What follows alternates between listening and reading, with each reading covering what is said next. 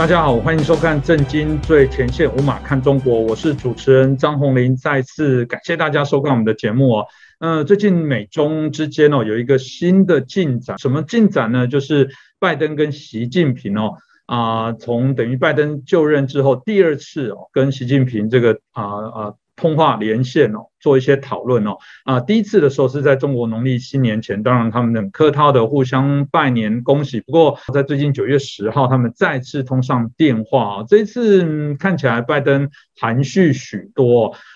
这个就白宫的说法是，当然他们想进行风险的管控，大家就在想说，这个到底是怎么回事呢？到底发生了什么事情这我想我们今天可以来好好评析一下。拜登跟习近平这次的通话到底会造成美中关系未来后续的怎么样的进展那今天很开心邀请到中国经济学家也是旅美的学者，我们陈小农博士。陈老师你好。你好，主持人好，各位观众朋友们大家好。我想这次的这个拜登跟习近平的通话，这个2次的通话内容大概有一些不一样大家有觉得说到底拜登这个心里在想什么？大家都很想知道美国的政策对中的政策是否有做一些调整。当然对台湾的朋友当然很关注因为美中台三方的关系不断都会进行相互的一些变化到底这个中是发生什么样的一些事情是不是陈老师您怎么看待这次通话？到底美国或拜登真的对于中国政策有一些调整改变吗？我先来讲这个主持人刚才提到这个是好还是是弱。那我觉得应该讲拜登这通电话确实有是好的成分，但是还并没有是弱。那我想先回顾一下美国和中共从拜登上任以来到现在这彼此的外交往来。那么从这个过程当中可以看出来，为什么拜登要主动打这次电话。那么今年以来，中共和美国双方的高层外交官已经先后在阿拉斯加和天津会谈过，我们在节目里谈过。那么中共提出相当强硬的要求。那么中共的外长王毅在7月26号的美中会谈上，向美国提出了2份清单和3条底线。2份清单列举的是到目前为止美国对中共的各种制裁措施，那么中共呢要求全部取消。那么所谓3条底线是：第一，不得挑战、诋毁甚至试图颠覆中国的道路和制度；第二，不得阻挠中国的发展进程；3，不得破坏中国的领土完整。那么这第一条实际上是要美国承认中共的现存制度不可批评，第2条是要美国充分满足中共的经济需要，包括要大量倾销商品和继续能够盗窃技术机密。那么第3条是要美国不得过问中共对台湾采取的军事行动。当然美方不会全盘接受这样的要求，那么天津会谈就无果而终。那么8月底拜登又派气候特使克里第2次访华，先后和王毅还有国务院的副总理韩正、中共中央外事办主任杨洁篪对话。那么拜登是认为说，气候问题也关系到中国面临的问题，和政治无关，那么中共应该会配合美国合作改善二氧化碳排放，以此为突破口，或许可以打开美中关系的僵局。但是中共呢，反过来是把气候问题当作一个可以对美国施压的杠杆所以他要求美国先取消上面讲的清单中的所有那些要求。那中共的说法是这样，是说中美要在气候问题上合作必须有个基本前提，那就是近年来中美关系急转直下，大幅滑坡，面临严重困难，原因是美方对中国做出了重大战略误判，所以美方应采取积极行动，推动美中关系重回正轨，停止将中国视为威胁和对手。那么结果呢，双方这个克里的第2次访华气候问题会谈也是毫无结果。那么美中高层官员这个数次会谈都没有取得任何进展，所以拜登呢自己决定出马，通过双方最高层的直接交流，希望能达成一些共识，这就促成了拜登和习近平的通话。那么很明显，刚才主持人讲了，拜登是希望主动与习近平沟通来达成某些共识的。那么9月15号，英国金融时报有一个报道刚刚出来的，他说当时通话的时候，拜登提出了2个人要面对面会谈一次，但是习近平拒绝。那么实际上呢，这个拜登的意图和习近平的意图现在根本对不上，双方在很多方面还是话不投机半句多的。下面我想介绍一下中共方面怎么看这件事情。就是拜登和习近平通话之后，中共有一个外宣官媒叫多媒新闻，关于这次通话的一系列报道和分析啊，它当中有一篇叫做《习近平拜登的话外之音》。那么这篇分析啊，点出了一个被外交套话掩盖起来的核心问题，那就是习近平的期望与双边关系的现实有巨大的差距。那首先刚才讲这篇分析里面说呢，说这次中共表示，这个分析表示说，这次通话可以说是中美关系触底反弹的重要对话。在此之前，双方的私人特使和相关职能部门进行了太多的铺垫和筹备工作，首脑通话可谓得来不易。那么这段叙述表明呢，中共是非常看重这次通话的，希望说中美关系进入一个有利于中共的转折点，就像股市触底以后反弹一样。但是这个官媒最后认为说，北京早已不耐烦了，而华盛顿还没想好。那么这是这篇分析的第一个点。第二个点是这篇分析进一步指出说，虽然白宫和新华社呢关于这次的通话的通稿都强调是一次战略性交流，但通话内容相当空洞和务虚，双方回避了具体问题或分歧，这也意味着并不会解决任何实质性的问题。唯一可以得到安慰的是，现在两人之间友好气氛为继续接触创造了机会。那么最后这篇分析还谈到这样一件事，就是说习近平在通话当中有过2句话，用外交辞令表达了对拜登的不满。那么据新华社通稿，习近平在讲话中，在这个电话通话的视频通话时讲了2句关键话，是提醒拜登的。那实际上呢，这个中共的官媒表示，这是暗示拜登的消极态度导致中美关系原地踏步，迟迟无法走出谷底。其中1句话是，中美关系不是一道是否搞好的选择题，而是一道如何搞好的必答题。那么这话实际上是暗示说，拜登上台到现在仍然在停留在思考第一个问题，就要不要搞好关系的这个阶段，而对如何搞好中美关系，不在拜登的这个现在思考范围内。另外1句话，习近平是明确的提醒拜登要拿出战略胆识和政治魄力。这句话意思非常明确，就是说你拜登当局没有足够的勇气和魄力，你抵御不了美国国内反对派的质疑。那么就在这篇文章里还讲得非常清晰的说拜登像小脚女人一样，总是希望不急不躁地迈着小碎步来推进中美关系，这只能说太保守了。中美民间贸易真的等得起吗？多维新闻的这段话透露出一点，就是北京当局现在相当着急，急需拜登取消所有的对中国的遏制措施，帮助中国扭转它经济上的困难。那么其实啊，习近平之所以着急，不仅仅是与国内的经济困境有关的，也与美国国内对中共战略意图的重新认知，还有对美国这30年来对中共政策的反思有关。习近平知道，如果此刻不能扭转中美关系，以后恐怕就越来越难了。那么我们上次节目里曾经介绍了白宫国家安全团队对美中关系的看法，简单来讲就是Trump 和拜登的这个国家安全团队都认为，过去30年美国上了中共的当。那么对没时间观看我们上次节目的观众呢，我只简单说明一下哈，就是今年7月8号，拜登的国家安全委员会的中国事务主任这个 Rush Dosh， 中文名是杜如松，出版了一本新书，叫做《长期博弈：中国取代美国的大战略 The Long Game: China's Grand Strategy to Displace American Order》。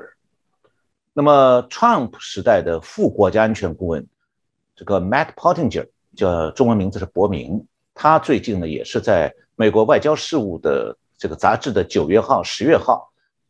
这个发表了文章，标题是北京的美国喧嚣，中国的大战略如何盘剥美国的实力，北京 's American Hustle, How Chinese Grand Strategy Exploits US Power。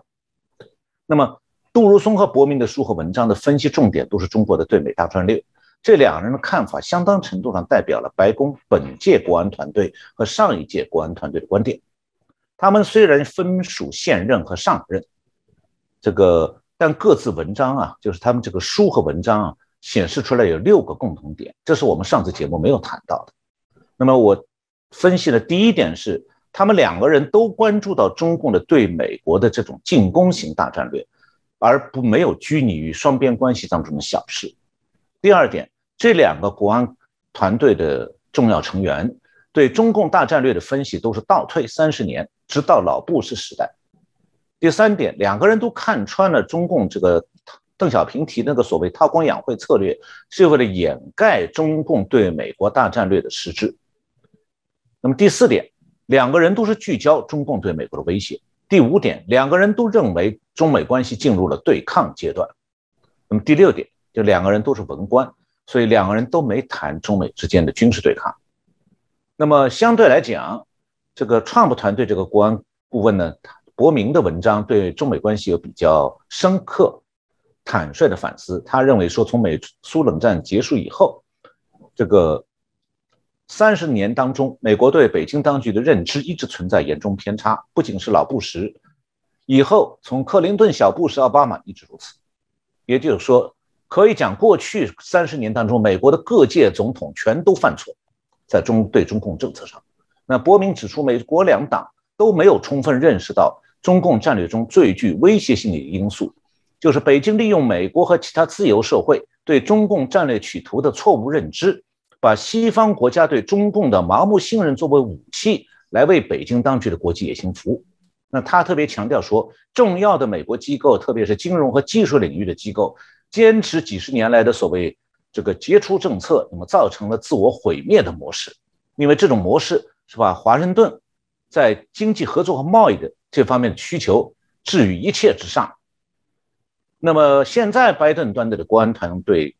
这个负责人杜如松呢，他的观点是不如伯明那么鲜明，但他和伯明的看法有个基本点是一样，那就是说，今后中美关系就是零和格局。那么所谓零和格局，就是指一方如果得益，另外一方必然损失，因此双方是没有共同利益，也不能真正合作。那么美国之音有一个记者就杜如松的书采访了美国的国家利益中心研究员 Paul Heer。这个 Heer 指出呢，杜如松这本书所反映的对中共的方略，暗示了一种几乎是敌对的完全竞争的战略。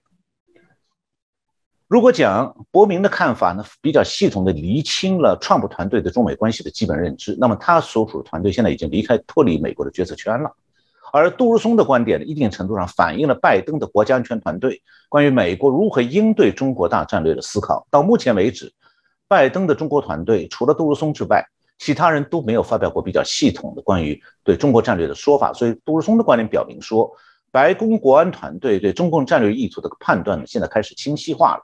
这个变化应该对今后美国的对中共战略和政策有越来越多的影响。从后续的报道里面，美国的媒体对这部分稍微轻描淡写啊，当然中国内部的媒体这个当然就比较大肆的做一些报道，其中还提到这个习近平吟诗作对还提到这个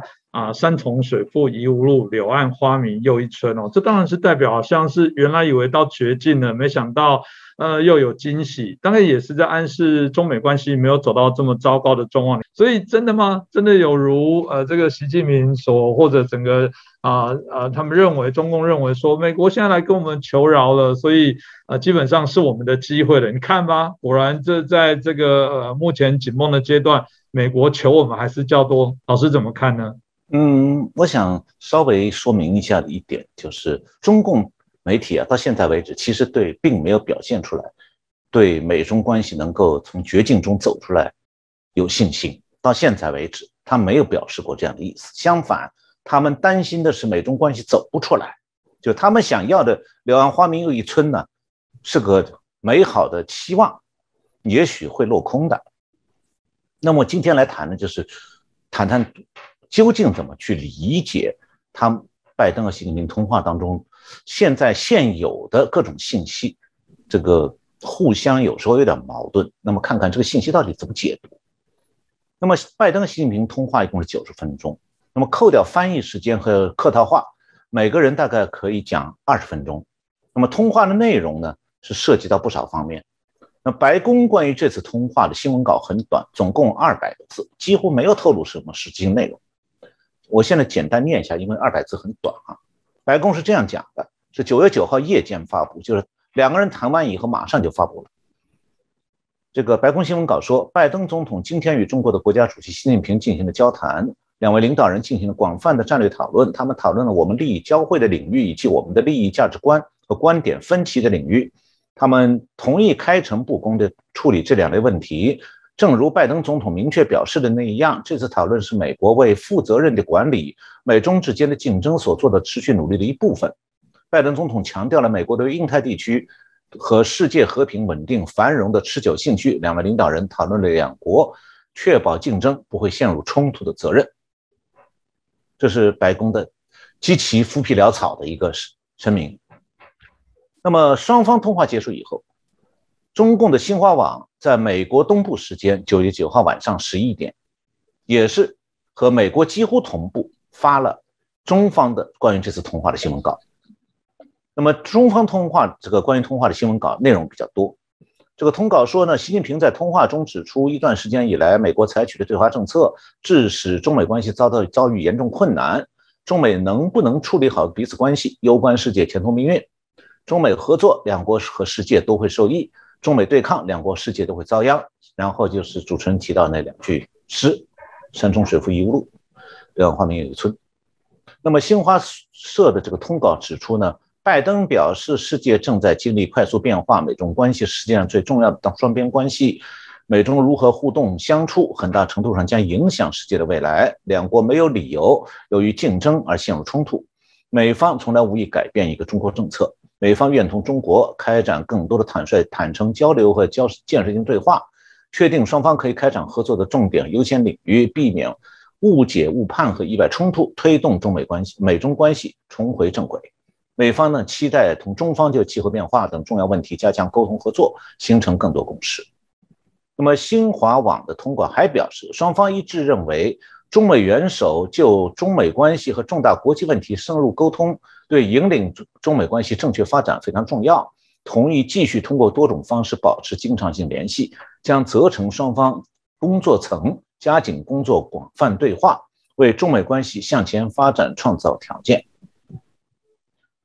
上述的美中双方这个关于对话的这个通话的新闻稿套话太多，从中看不出多少奥秘的。倒是两国的媒体披露了不少相关的内容，比方讲，美国的哥伦比亚广播公司 CBS 和美国的公共广播电台 NPR 引述一位美国政府高级官员的话，他是这样报道的，说这次通话是拜登发起的，通话的重点是经济话题、气候变化和新冠疫情。这位白宫高级官员指出呢，周四的那次通话不是为了找到某种突破性协议，而是保持沟通渠道的开放，并结束以往关系忽冷忽热的周期。这位官员进一步透露，这次通话中拜登传达的信息是，美国希望确保动态保持竞争，在未来不会出现任何情况使双方转向无意的冲突。这位白宫匿名的官员表示，告诉媒体说，我们欢迎激烈的竞争，但不希望这种竞争转向冲突。那么中共官媒透露的相关信息呢，比白宫要多。从中共官媒的介绍中还可以看出来拜登谈到的部分内容。那么刚才提到那个中共的外宣官媒多维新闻刊登了多篇关于这次通话的报道，其中有一篇报道指出呢，两国关于这次通话的通稿各自的内容和目标定位有明显的差异。中方的通稿强调要恢复以往合作，互利共赢，而美方则关注如何避免误解误判和意外冲突，希望确定双方可以开展合作的重点和优先领域。那我看到呢，说在这次通话当中啊，根据现在已经知道的信息来研判的话，习近平虽然不像王毅在高层外交官会谈中那样子画出红线咄咄逼人，但仍然是寸步不让。那就是说，习近平等于是要求美国必须在对华政策上全面纠错。但是呢，拜登避免谈到了去年中共点燃中美冷战，那么今年以来在外交上也对美国全方位施加压力，这种做法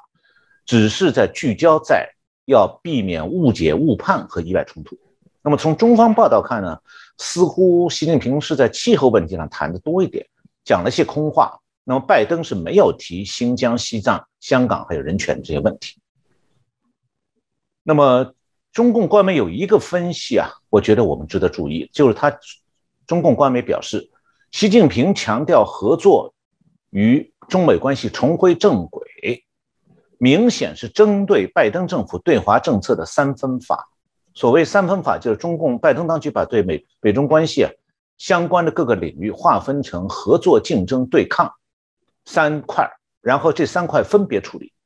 那么中共领导人认为呢，美国不可能既要想和中国对抗竞争，又要和北京合作。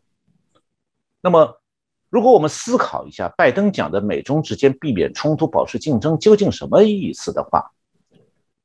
他实际上是变相在强调白宫的对华政策三分法。那么关于这个三分法，美国对中共政策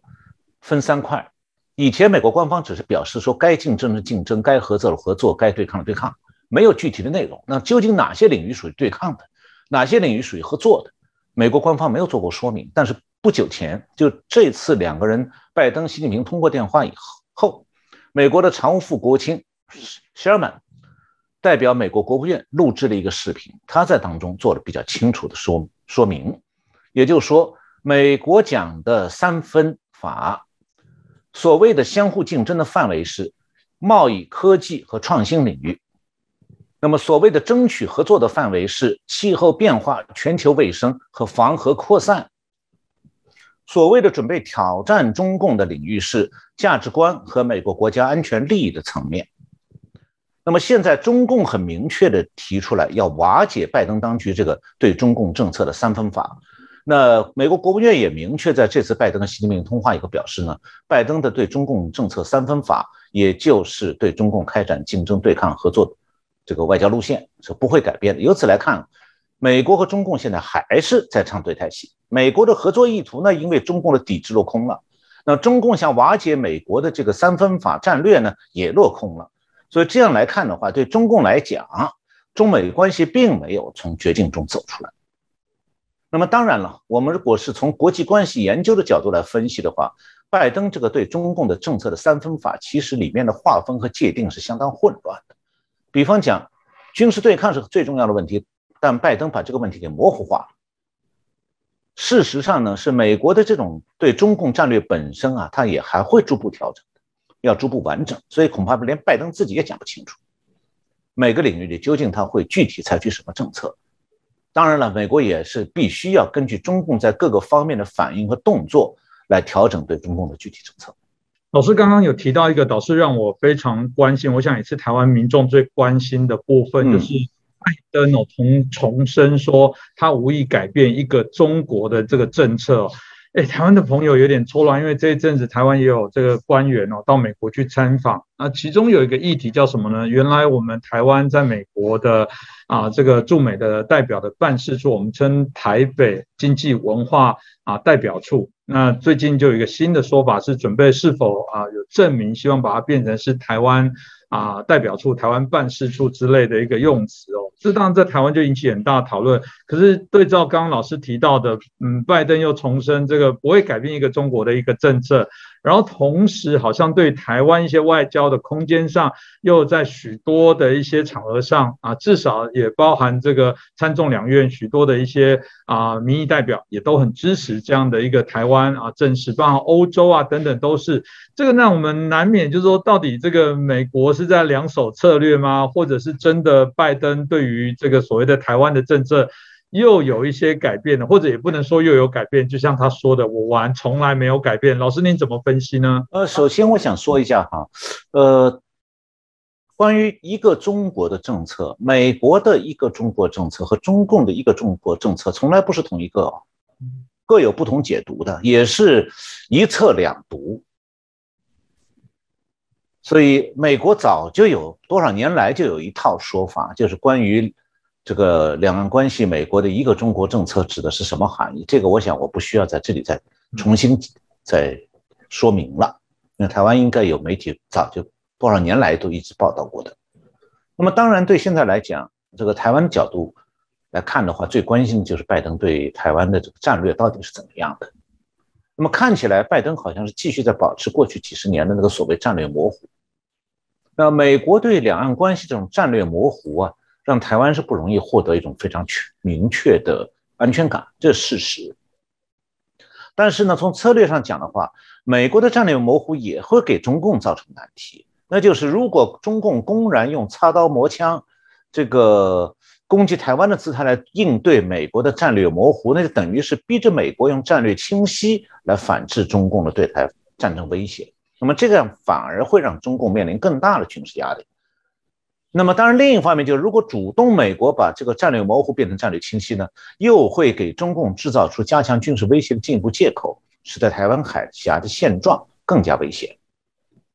那么其实在台湾拜登在这次通话当中呢，暗含的主要意图其实就是和台湾有关的，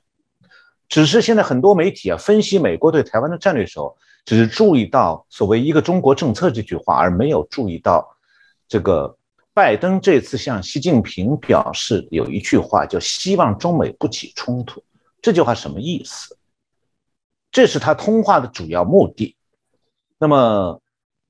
如果今后中美发生武装冲突，最可能发生在哪里？那很明显的是台湾地区，因为中共明确表明了他已经要把台湾纳入囊中那种战略意图和时间表。虽然讲南海也可能有摩擦，但不是中美大规模武装冲突最可能的场地，因为中共在南海所谋甚远，他的核潜艇南海发射阵地的建设还只完成一半还不到，所以他不会在最近几年呢主动在南海挑起对美战争。那么这样的话，现在台湾、美国、日本都希望台海和平，只有中共在威胁说他要打仗。那么拜登这次通话的主要目的呢，是防范美中之间不陷入意外冲突，也就是说，希望和习近平达成某种默契，不要因为中共的侵台意图而诱发美中军事冲突。如果拜登，我们想一下哈，如果拜登确定中共公台说美军不要介入，那么实际上就不存在美中之间因此陷入意外冲突的可能性了，那他也就没有必要把这件事当作处理美中关系的主要议题了。换句话讲，就是拜登的希望中美不起冲突，虽然是泛泛而讲，没有明确的地域指向，其实暗含的意思很清楚的，那就是希望中美不在台海发生军事冲突。那这次拜登和习近平通话以后，中共的外宣官媒是承认，中美通话这个领袖通话不会不谈台湾问题，具体谈了些什么，只有极少数人知道。至于官方发出的声明和通稿，不过都是各取所需。但是呢，我们从白宫和美国媒体获取的消息来看的话，拜登这次通话并没有得到中方任何实质性的避免中美冲突的承诺。否则的话，如果拜登获得了这样的承诺，他应该会公开宣布，因为这能够构成一种在国家诚信层面上对中共的约束。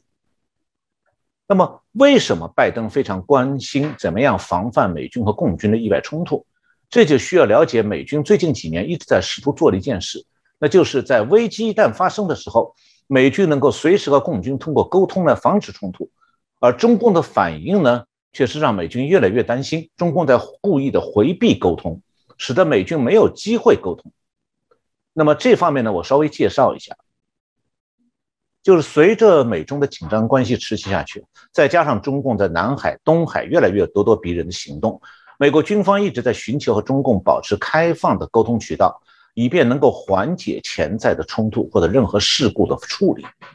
但北京却给美中的这个军事沟通渠道设置了不少障碍，这就很容易导致呢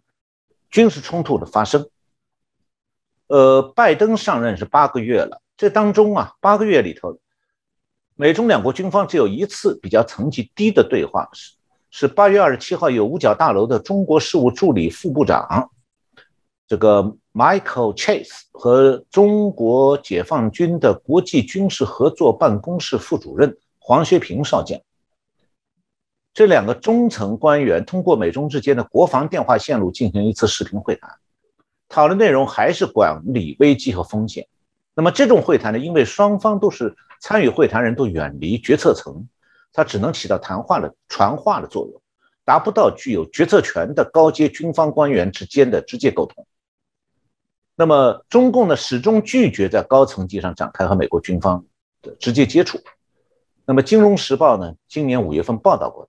就是中共曾经3次拒绝美国国防部长奥斯汀与中共政治局委员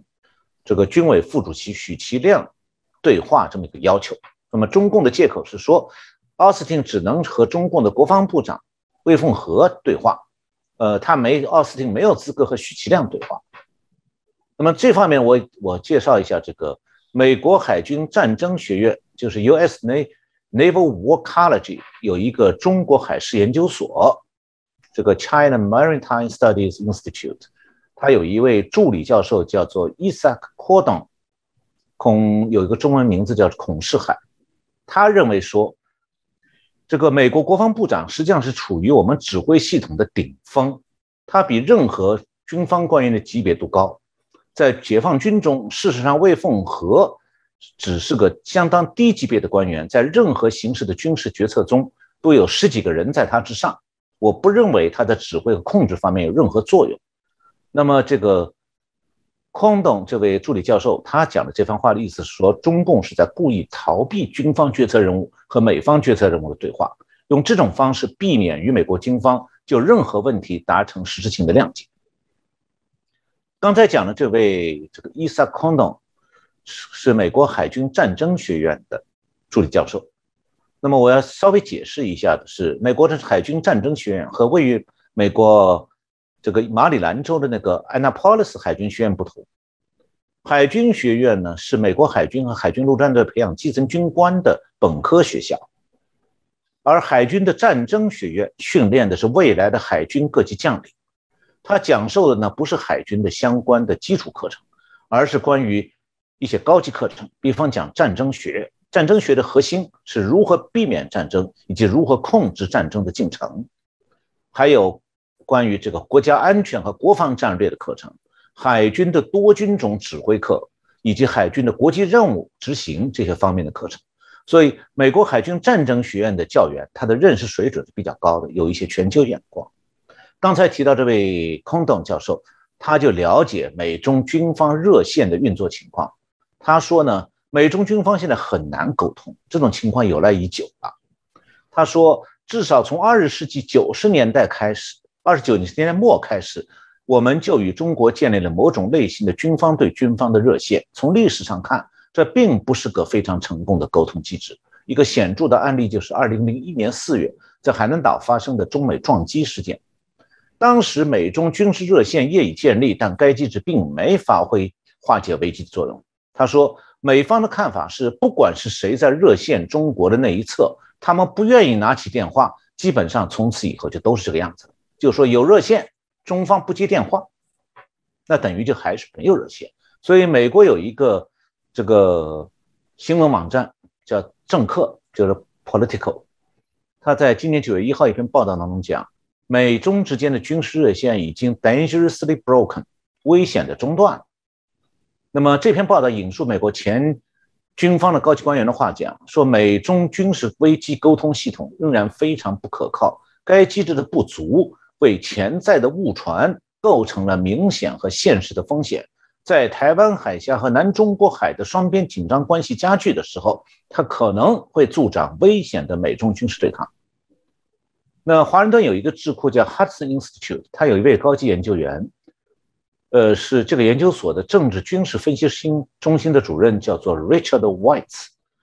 他对美国之音表示呢，说北京方面是通过军事沟通领域的不合作来表达对拜登政府的不满。那刚才讲的那个孔世海认为呢，就是空洞那位海军战争学院的教授认为呢，当中方提到危机管控的时候，他们不是真想解决擦枪走火的问题，而是向美方表示一种态度。这个孔世海说呢，当中国解放军和中国国防部试图谈论双边军事问题的时候，我不知道他们是否有任何有意义的意图来建立真正的沟通渠道。他更多的是向美国发出信号，表明风险很高，解放军关注这个风险。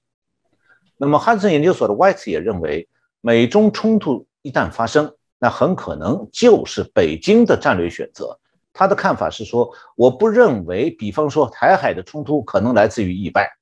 它更可能来自北京的战略决定。如果是这样的话，我不认为他们会在军事热线上和我们交谈。所以这次拜登亲自通话，我们看到他仍然没办法得到习近平关于避免中美军事冲突的承诺，因为习近平根本不想做任何冲突，做任何承诺。也就是说，中共是铁了心的不让美国安心。那美国今后就很难获得像美苏冷战时期美苏之间那种防范冲突的合作和互信。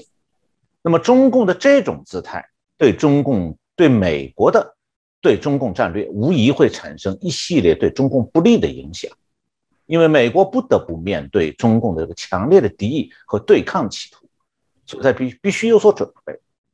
就我想，老师刚刚提到的这样的一个部分，大家可以针对现在美中之间看起来虽然这个好像我们看起来在宣示说一个中国的政策，但背后所延伸的许多的一些面向，但值得来关注。但我们再把它拉回到中国内部的一些经济的问题，我想这也是陈老师一直最专长也关注的部分。我们在过去的节目当中也邀请老师也解释过，包含我们现在看到他对于娱乐圈，对于所谓游戏、手机、手游，包含对于这个补教相关的这些行业都进行一些紧缩了啊。我们在节目也提到说，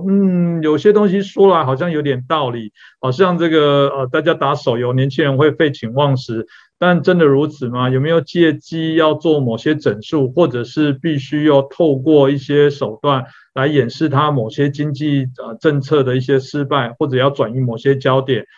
除了这几项之外，在最新的部分是谈到这个所谓的炒房的这些问题我想这个问题在台湾也有，也是所年轻人包含这个世代剥夺的部分，大家所关注的这些议题我们看资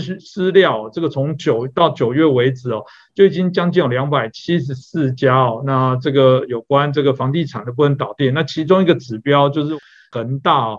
这是中国非常大的一个我们谈到的这个房地产相关的企业。那据资讯得到的部分也是，它总共也亏损了将近3050亿美金。哇，3050亿，如果是折合台币的话，将近10兆台币中华民国一年的中央政府总预算大概是2兆左右，等于是5年的这个国家的总预算。这非同小可，这看起来也几乎有人说这搞不好会动摇中国的国本。但事实上的状况到底是如何？老师认为这个到底恒大会让它破产吗？或者是中国也必须要出手来协助，免得动摇国本？那就这件事情来讲，老师怎么分析呢？我想在介绍这个恒大集团这个中国的房地产巨头，一个超大型的公司会变成今天这种局面。要介绍这点之前我先要简单回顾一下房地产业对中国经济的影响，就是这样的话，大家才能理解这个到底这个恒大如果垮掉的话，它对中国经济有构成什么样的影响？是一家公司的问题，还是一个行业的问题，还是一个整体经济的问题？那么过去20年，中国经济的繁荣主要是由出口景气和土木工程景气构成的，我在以前节目里介绍过。那么这两个景气的由来和终结，我不在这里重复了，请大家看6月2号的正经最前线节目。那么也可以去找台湾八旗文化前年出版的内子核心联合我写的一本书，叫做《中国溃而不崩》。那我就跳过这些部分，直接来谈这个现在的局面。就是过去10几年，中共曾经把房地产变成了中国经济成长的支柱，它短期内是带来经济繁荣和城市建设突飞猛进，让外国人很稀里糊涂的以为中国这个多繁荣多强大，但同时它也造就了比日本当年的房地产泡沫更严重的房地产泡沫化，由此带来日益严重的金融危机。不断飙高的这个房价刺激了炒房的热潮，也吸干了中国的中产阶家庭的财力，同时导致房地产公司大举扩张，举债买地建新房。然后随着房价碰顶了以后，中共开始害怕潜在金融危机的爆发，所以习近平就讲了一句话，说房住不炒，意思就是房子是用来住的，不是用来炒的。这句政策口号呢，就让各地政府开始打压房价，限制购房。所以我们想在台湾恐怕永远听不到说地方政府、县政府、市政府会下令说买房有个顶政府给出一个你们家房子的参考价，你只许按照参考价卖房。那大陆现在很多城市已经这么做了，所以现在中国这个房地产景气已经不可避免的终结了。接下来的经济局面是什么？就是房地产公司的资金流开始崩盘了。那么先是中小房地产公司扛不下去，纷纷倒闭，刚才主持人已经介绍了，几乎一天一家。那么然后大房地产公司也出现现金流问题。那么刚才提到的恒大集团就是目前最突出的一家。为什么说它突出？还有为什么它的财务困境折射出中国经济和中国企业的艰难现状？你得了解，恒大在中国的房地产业是名列前茅的。今年8月2号，美国财富杂志公布这个世界500强大公司，恒大是名列全球第122名，把全世界的大公司算起来，恒大是第122个。那中国一共有8家房企进入了世界500强，其中第1名是恒大，也就是说，它是中国的房地产界的这个老大。那么这样的大公司看起来是大的不能倒了，否则会冲击中国经济的。但他眼前的艰难处境不仅仅是让中共当局担忧，让很多投资恒大的中国人害怕钱打水漂，连西方对恒大的投资者也非常焦虑。我当然现在不去谈恒大曾经如何辉煌了，他是以房地产为主业，曾经拥有过中国最好的职业足球队，还拥有过生产电动汽车的部门，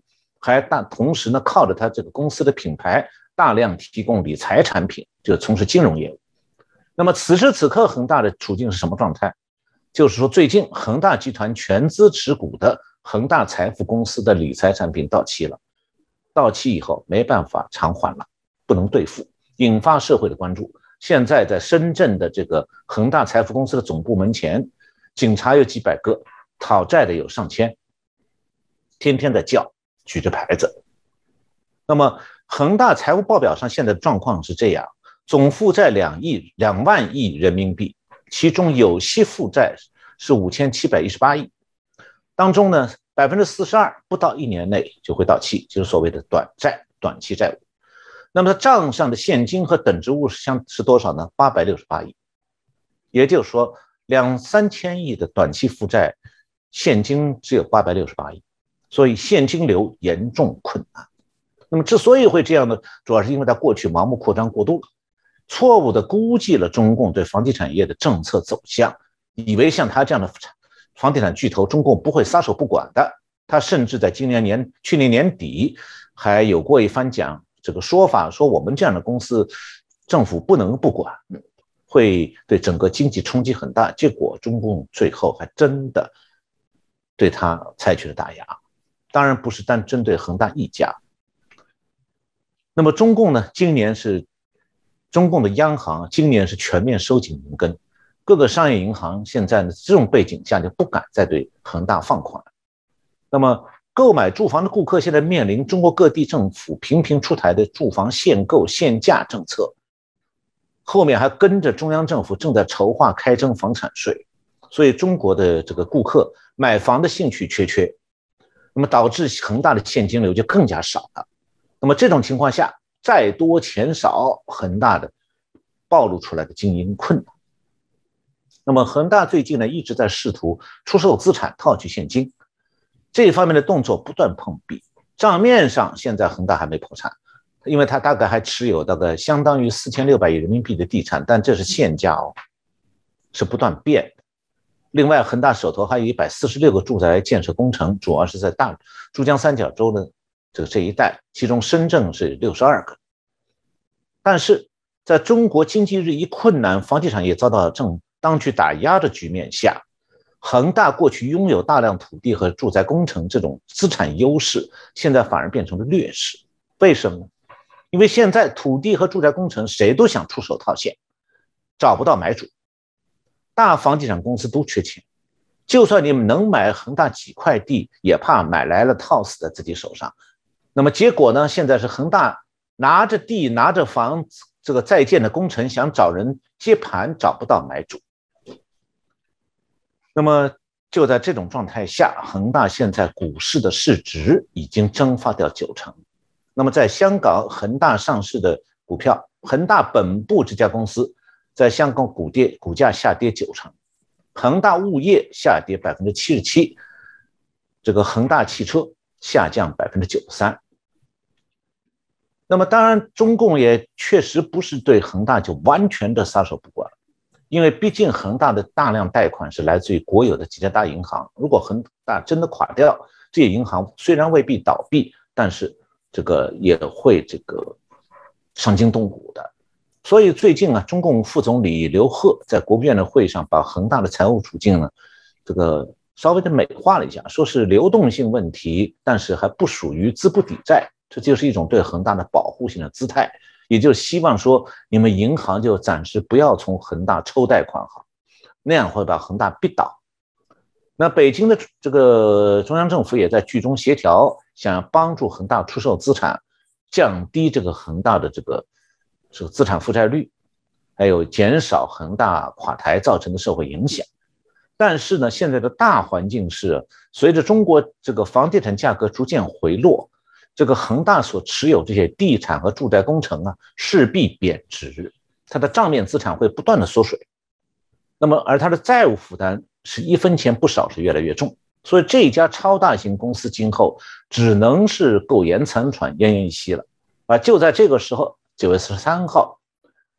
广东省的佛山市南海区政府发了一份公文，给了恒大重重的一棍子。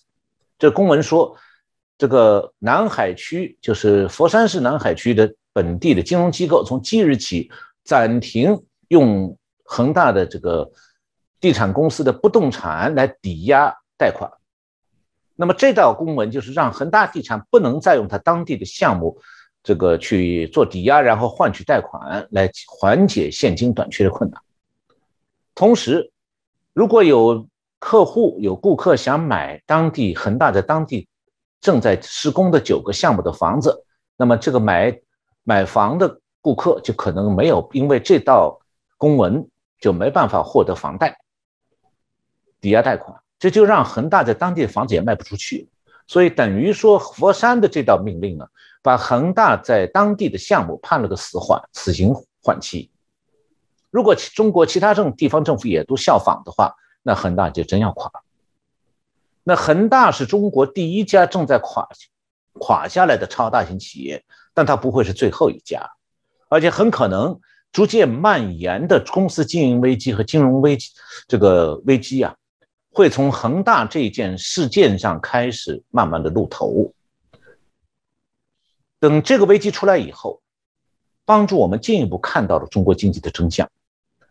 那些继续夸奖中国经济前景的说法就越来越站不住脚了。那么中国经济前景不佳，反过来又会不断的给那些热衷于投资中国的那些华尔街经济们啊浇冷水。他们本来是盼望改善美中经贸关系的这种愿望也会去游说，